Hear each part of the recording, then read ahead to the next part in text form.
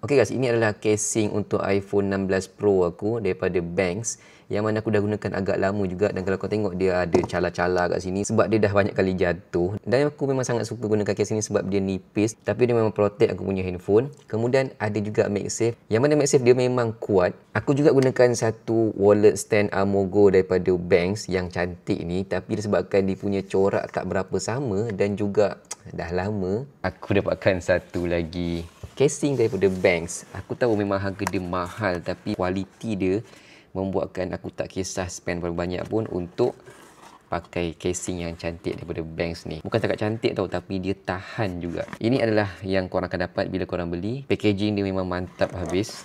Dan inilah casing baru aku. Aku ambil warna yang sama lebih kurang dengan aku punya wallet stand Amogo ni. Untuk korang yang gunakan iPhone 15 dan juga 16, korang boleh dapatkan casing yang cantik ni. Untuk iPhone 14 dan ke bawah, minta maaf, tak ada. Ini adalah casing dia.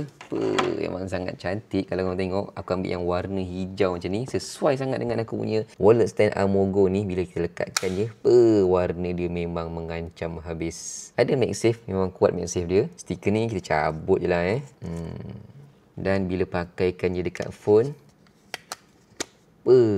nampak lebih cantik lagi phone aku gunakan casing yang baru ni. Jadi untuk casing yang lama aku akan simpan dulu, dan aku akan gunakan casing yang baru ni dengan design yang cantik macam ni.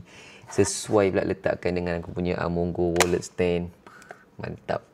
Kalau korang ada modal untuk nak beli, korang boleh dapatkan dalam link dekat bawah. Ada 3 warna, korang boleh pilih. Tiga-tiga semuanya cantik-cantik.